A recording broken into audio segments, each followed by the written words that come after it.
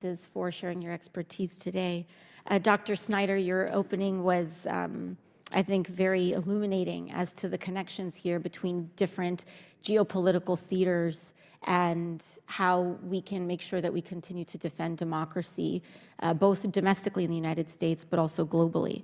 I wanted to touch a little bit briefly on, and pick up a little bit, very briefly, on your exchange with Representative Khanna here in what you assessed as a mistake in tying Ukraine to the conflict in Gaza. And also presently, as you mentioned, the necessity of passing aid to Ukraine as quickly as possible. Could you speak a little bit, expand a little bit more on where you see that entanglement or detriment in tying the conflict in Ukraine with what is happening in Gaza and with the Netanyahu's government's decisions to advance in Gaza, and how the U.S. relates to both of those things differently? Happy to do my best. With respect to the general premise, I just want to emphasize the general premise of your question. These things are all connected. If you're a Chinese political warrior and you're concerned with public opinion, law, and psychology, you're not going to respect the safe spaces of the country that you're trying to weaken. So we might say, I don't want to talk about Ukraine and Chinese political warfare at the same time, but there are no Chinese political warriors who are doing that. Correct. We might say, we don't want to talk about Trump because that's too sensitive, but you can precisely not expect Chinese political warriors to respect your safe spaces. It's precisely your safe spaces, your tender spots, that they're going to go after. And this is not just a speculation by me, it's the actual record of what actual Chinese propaganda does. It goes after the safe spaces that you want yourself not to talk about. On the issue of Gaza and Ukraine, I'll be as specific as I can. As I read it in late 2023, in a different political context than the one we're in now, and in a different stage of the war in Gaza than the one we're in now, the Biden administration made a political calculation that bringing Israel and Ukraine together would be the most likely way to get people from both sides of the aisle to vote for a substantial bill. I believe that was the reason at the time. I was not party to those considerations. However, months later, with two other things having happened, the first being that the war in Israel has gone through several stages in the meantime and are having gotten past any place where the Israeli military response is going to lead to a political solution. And secondly, the extreme difficulty in getting Ukraine aid to pass in any form. Those two things change the overall political situation.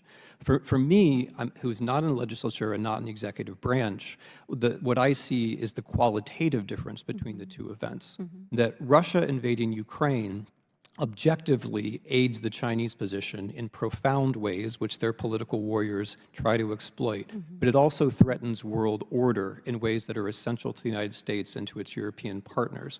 Whereas the conflict in Gaza is a horrifying terrorist operation, which must lead to some kind of political solution. It won't be solved militarily. That's my assessment. Thank you so much, Dr. Snyder. And I think what you laid out so clearly there and in your opening as well is that the core and the key that we have here is in support, geopolitically, instability, is in supporting Ukraine in this moment. Having U.S. military assistance and broader global assistance to Ukraine should be one of our top geopolitical priorities, because it is the key in defending democracy geopolitically, whether your interest is in China, whether the interest is in anywhere else there. All of the focus here is in Ukraine and in supporting and ensuring that Putin and an authoritarian regime in Russia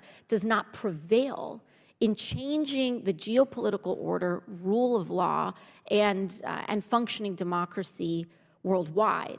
And frankly, I think it's important from my vantage point, on the second point, is that anything that impedes the swiftness and the urgency of our ability to get that support to Ukraine is overall contributing to the volatility of our situation. Would you say that that's a fair assessment? all of the hostile and Russia and Chinese observers and political warriors want this to drag out as long as possible and praise those who make it drag out. So of course my answer would be in the affirmative. The front in Ukraine is threatened in ways it doesn't have to be. The population is threatened in ways it doesn't have to be. This is a relatively easy war for us to influence in the correct way. It matters to us for all the reasons that you've given, and we ought to do so as quickly as possible. Thank you. Thank you, Dr. Snyder. Chair now recognizes Mr. Higgins from Louisiana. Thank you, Mr. Chairman. My Democrat colleagues and some of my Republican colleagues are very focused on using this hearing to promote sending billions more American treasure to Ukraine. And I've been to Ukraine. I support the Ukrainian people's right to defend themselves, but I work for the American citizenry, as do 434 colleagues up here and 100 senators, allegedly. And meanwhile, our own borders dissolved, gentlemen, in China, as we're talking about today. That's the purpose of this hearing, to discuss Chinese threat. The CCP is deeply embedded in partnership with the cartels that are trafficking drugs and human beings into our country, to the horrific impact of the American communities from sea to shining sea. So I'm going to discuss that for a minute, and I'm going to ask Colonel Newsham to comment on this relationship between the Chinese partnership with the cartels and the development and production of chemicals that produce fentanyl.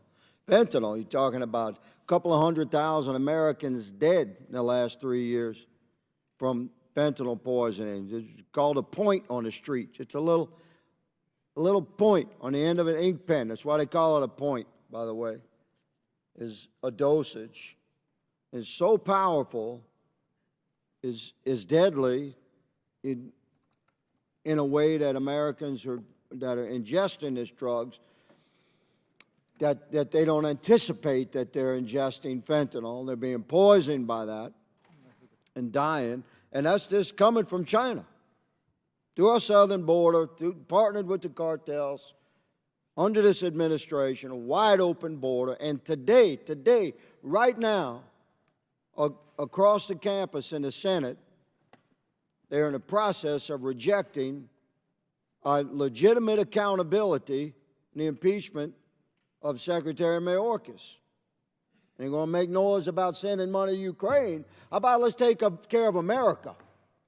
How about let's hold this administration accountable for the disintegration of our southern border? Colonel Newsham, would you consider the production of chemicals that produce fentanyl by the CCP to be a form of warfare? Oh, it's definitely an act of war, sir. They know exactly what's going on. They're allowing it to happen. We have casualties in that war, do we not, sir? A couple 100,000 Americans dead because of that war. It's actually a lot more than that if you account of... Well, I'm a Republican, sir. I'm being conservative. You're about 3 times conservative. Roger that. And the CCP continues to take advantage of the policies of this administration and Secretary Mayorkas. We're attempting to hold accountable.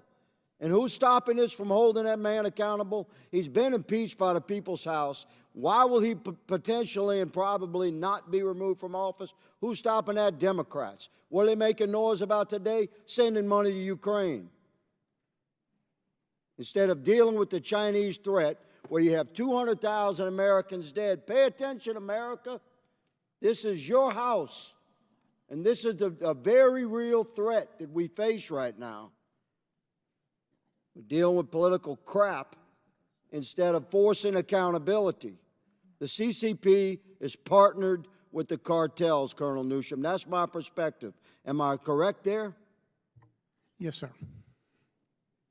The continued production of fentanyl and its import into the cartel pipelines as it heads to the southern border of our country, does it not send a clear message to the Chinese, the policies of this country, this executive branch, that are allowing millions and millions, 12 million illegals now in 3 years, untold thousands and thousands, hundreds of thousands of pounds likely of fentanyl into our country. Does it not embolden the Chinese to continue that policy?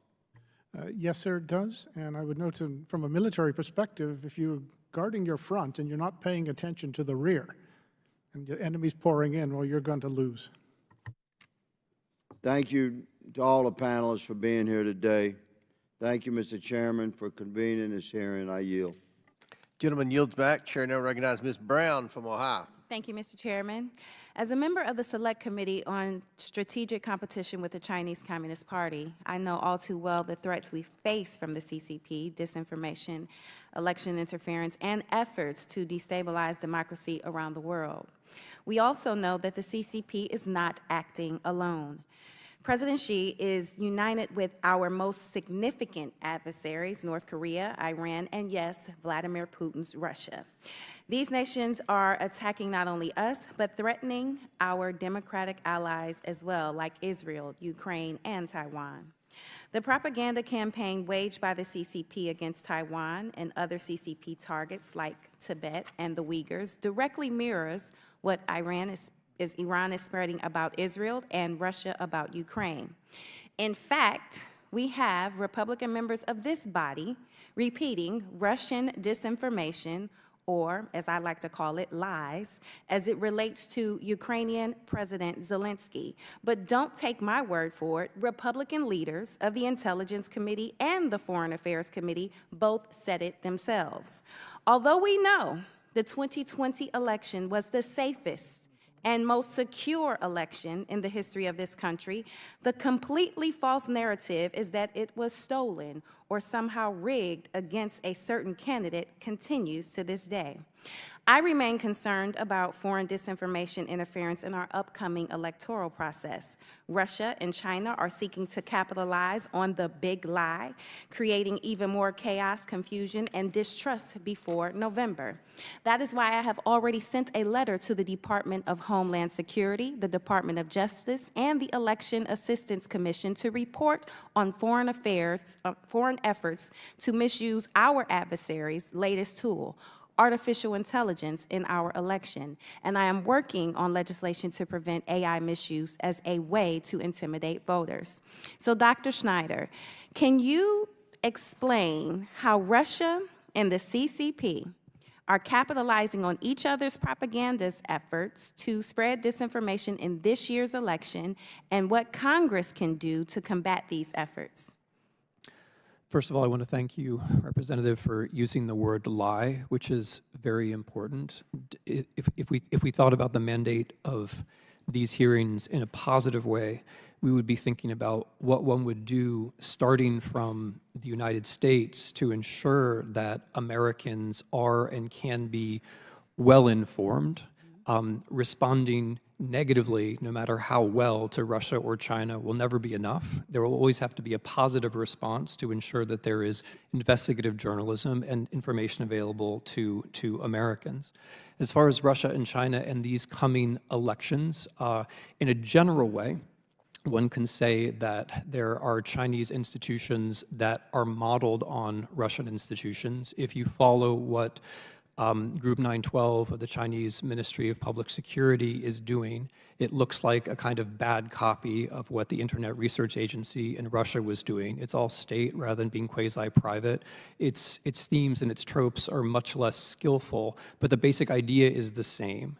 To convince Americans that elections are basically pointless, and then also, in this case, to undermine the Biden administration and to promote the Trump candidacy. That's what its actors are doing at the moment. So there's that relationship. The overall aim, of course, is to get us into a situation where we don't believe in ourselves and we don't believe in our system. And I believe colleagues would agree that that negation is the basic aim in an electoral year or any other time.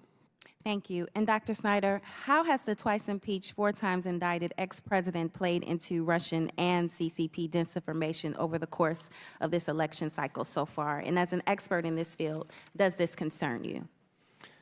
I'm very concerned by the way, and again, this goes to the point about safe spaces. It's precisely the things that make you uncomfortable or irritated or generate some kind of negative reaction that you have to be alert to when you're discussing political warfare. If it makes you uncomfortable, if it gets into your safe space, that means the political warfare is probably working. I say that to preface the point that January 6th is incredibly important in Russian messaging. It demonstrates, from the Russian point of view, how unstable democracies are. And that message has also been picked up by China in its internet messaging in the years 2023 and 2024. Thank you. It is clear we cannot abandon our allies in the face of a large-scale, global, and coordinated effort to influence our democratic electoral process. Every member of this body is the product of democracy at work. We must send a strong message to our adversaries. We are united in ensuring every step of the democratic process, from registering to vote to casting your ballot on election day, is protected. And with that, Mr. Chairman, I yield back. Chair now recognizes Ms. Mace from South Carolina. Thank you, Mr. Chairman. On this hearing about communist China and the threats to our nation, as you know, Mr. Chairman, I think almost all Republicans in the House of Representatives are actually banned from Russia. I've heard a lot of Russian disinformation, misinformation today, and I would argue that democracy is not throwing your #1 political opponent off the ballot in states so that you can threaten democracy.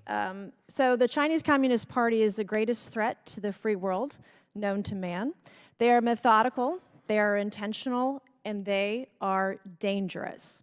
Unlike our country's more brazen enemies, the CCP plays the long game and acts covertly in an attempt to seemingly keep their hands clean. America sees right through it, and most of us, keyword most of us, know better.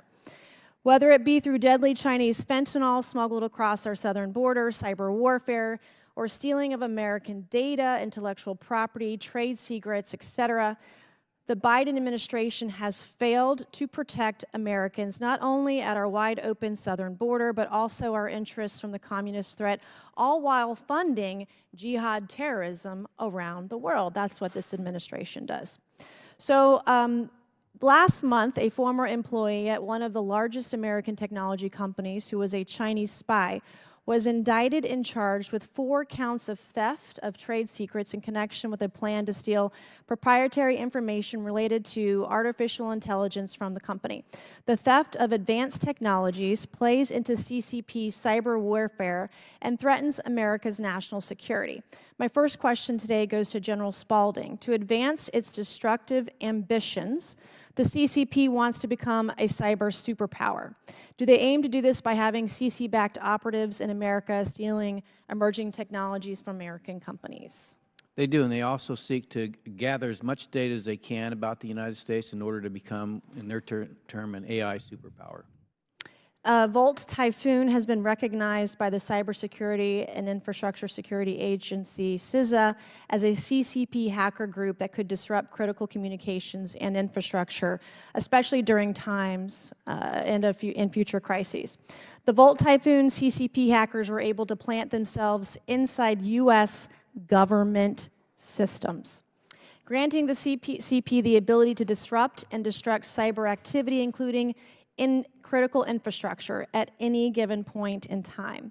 Does the CCP have the ability to hack into our government systems using its hacking operations like Volt, Typhoon, and others? Absolutely, and there's even more. Even more. How does the CCP manage to hack into these systems? How do they do it? Well, we spend a lot of money on kind of the hard iron of national security. They spend a lot of money on infiltration, political influence, and in particular having, millions of hackers that are, focused on these types of disruptive activities. And they're doing it all day, every day, aren't they? Every day.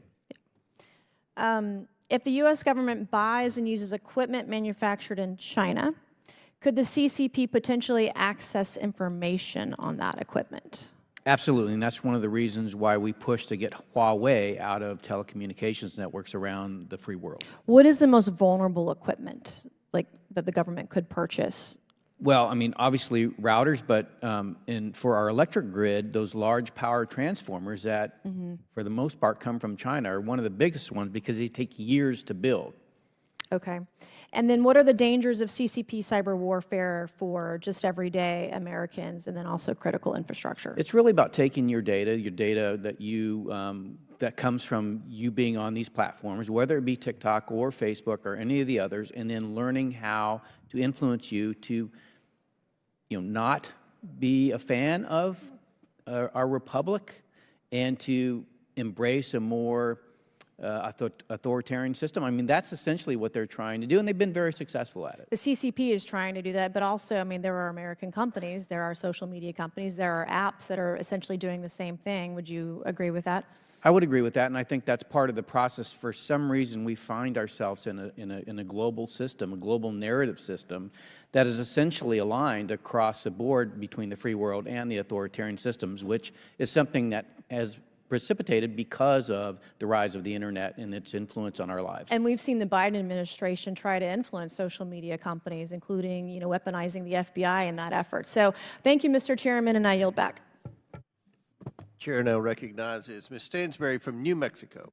Thank you, Mr. Chairman, and gentlemen, welcome. And for those of you that have served this great nation, thank you for your service. I very much appreciate it.